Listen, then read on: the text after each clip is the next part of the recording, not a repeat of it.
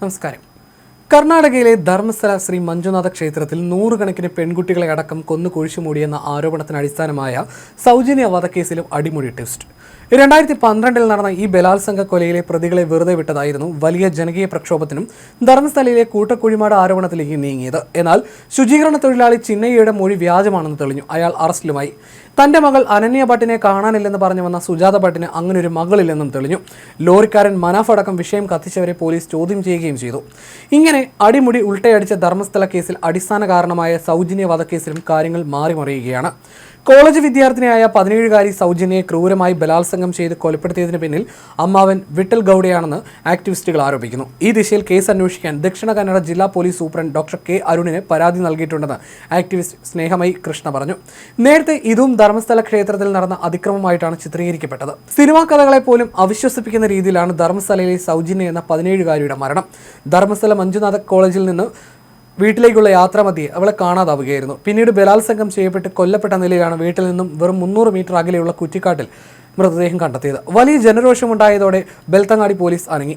ധർമ്മസ്ഥല മഞ്ജുനാഥ ട്രസ്റ്റിലെ ജീവനക്കാരൻ സന്തോഷ് റാവു ആയിരുന്നു കേസിലെ ഏക പ്രതി. അന്ന് തന്നെ സൗജന്യയുടെ കുടുംബം ഇത് വ്യാജമാണെന്ന് ആരോപിച്ചിരുന്നു. അതുതന്നെ സംഭവിച്ചു. 2023 ജൂൺ 16 ബംഗളൂരു സെഷൻസ് കോടതി റാവുവിനെ കുറ്റവിമുക്തനാക്കി. ധർമ്മസ്ഥല ധർമാധികാരി ഡോക്ടർ വീരേന്ദ്ര ഹെഗ്ഡെ കുടുംബം യഥാർത്ഥ കുറ്റവാളികളെ സംരക്ഷിക്കുകയാണെന്ന് സൗജന്യയുടെ കുടുംബം ആരോപിച്ചു. ഇതോടെ ദക്ഷിണ കന്നഡയിലുടനീളം പ്രതിഷേധങ്ങൾ നടന്നു. ജസ്റ്റിസ് ഫോർ സൗജന്യ എന്ന പേരിൽ സോഷ്യൽ മീഡിയയിലും ക്യാമ്പയിൻ നടന്നു. കർണാടക പോലീസിൽ നിന്ന് കേസ് CBI ഏറ്റെടുത്ത കേസായിരുന്നു ഇത്.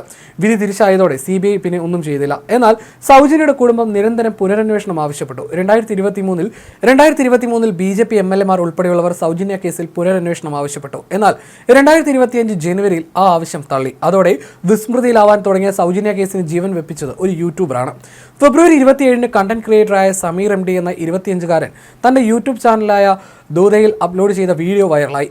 1.8 കോടിയിലധികം പേർ കണ്ടു. ക്ഷേത്രം നിയന്ത്രിക്കുന്ന ജൈന കുടുംബമായ ഹെഗ്ഡേമാർ പ്രതികൂട്ടിലായി. സമീർ പുതിയ തെളിവുകൾ കണ്ടെത്തിയിരുന്നില്ല. മറിച്ച് പൊതുജനങ്ങൾക്ക് ലഭ്യമായ വിവരങ്ങളെ ആശ്രയിച്ച് കുറ്റകൃത്യവും തുടർന്നുണ്ടായ അന്വേഷണത്തിലെ പാളിച്ചകളും വിശദമായി പ്രതിപാദിക്കുന്ന 39 മിനിറ്റ് ദൈർഘ്യമുള്ള വീഡിയോ സമീറിന്റെ ശക്തവും വ്യക്തമായ ആഖ്യാന ശൈലി കാരണം വൈറലായി. ആർട്ടിഫിഷ്യൽ ഇന്റലിജൻസ് ഗ്രാഫിക്സും വീഡിയോയ്ക്ക് സഹായകമായി.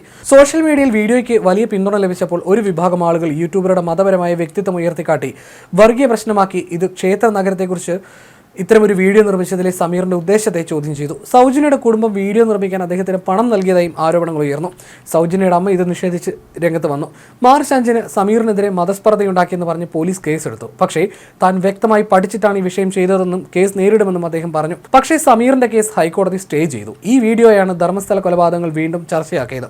ഇത് കണ്ടിട്ടാണ് ആ മുൻ ശുചീകരണ തൊഴിലാളി ചിന്നയ്ക്ക് വരെ മാനസാന്തരം വന്നതെന്നാണ് പറയുന്നത്. എന്നാൽ ₹1 കോടി ചെലവിട്ട് നേത്രാവതി നദിക്കര കുഴിച്ചിട്ടും കാര്യമായി ഒന്നും കിട്ടാത്തതിനാൽ ചിന്നയ്യ അറസ്റ്റിലായി.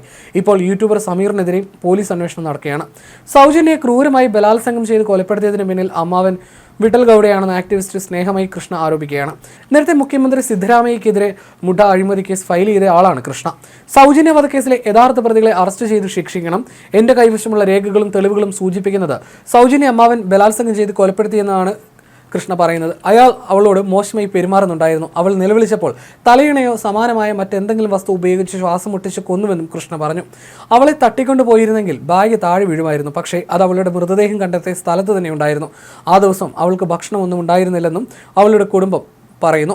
എന്നാൽ പോസ്റ്റ്മോർട്ടത്തിൽ അവളുടെ വയറ്റിൽ ഭക്ഷണം കണ്ടെത്തിയിരുന്നു. ബലാത്സംഗവും കൊലപാതകവും ഉദ്ദേശിച്ചവർ ഇരയ്ക്ക് ഭക്ഷണം നൽകില്ല.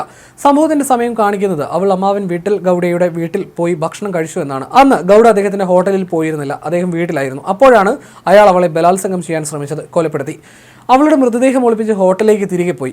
അവർ അവളെ അന്വേഷിക്കാൻ തുടങ്ങിയപ്പോൾ അവൾ വീട്ടിലേക്ക് പോകുന്നത് കണ്ടതായി വ്യാജ അവകാശവാദം ഉന്നയിച്ചു. എല്ലാവരും വീട്ടിലേക്ക് പോയ ശേഷം അയാൾ അവളുടെ മൃതദേഹം ഉപേക്ഷിച്ചു. അവളുടെ യൂണിഫോം വലിച്ചു കീറി. ഷോൾ ഉപയോഗിച്ച് കൈകൾ ബന്ധിച്ചു. പ്രേമയുടെയും ബാലകൃഷ്ണയുടെയും നമ്പറുകൾ എഴുതിയ ഒരു കുറിപ്പ് എഴുതി വെച്ചു. നേരത്തെ സമഗ്രമായ അന്വേഷണം നടത്തിയിരുന്നെങ്കിൽ ധർമ്മസ്ഥലക്കെതിരായ പ്രചാരണം തടയാമായിരുന്നു. വ്യക്തമായും പോലീസിന്റെ പരാജയമാണെന്നും സ്നേഹമായി പറഞ്ഞു. നേരത്തെ അറസ്റ്റിലായെങ്കിലും കുറ്റവിമുക്തനാക്കപ്പെട്ട സന്തോഷ് റാവു സംഭവ സ്ഥലത്ത് ഉണ്ടായിരുന്നിരിക്കാമെന്നും അയാൾ എന്തെങ്കിലും കാണുകയോ മൃതദേഹം സംസ്കരിക്കാൻ അവരെ സഹായിക്കുകയോ ചെയ്തിരിക്കാമെന്നും കൃഷ്ണ പറഞ്ഞു. സംഭവം കന്നഡ മാധ്യമങ്ങൾ ഏറ്റുപിടിച്ചതോടെ വീണ്ടും വിവാദമാണ് ഒട്ടുകയാണ്.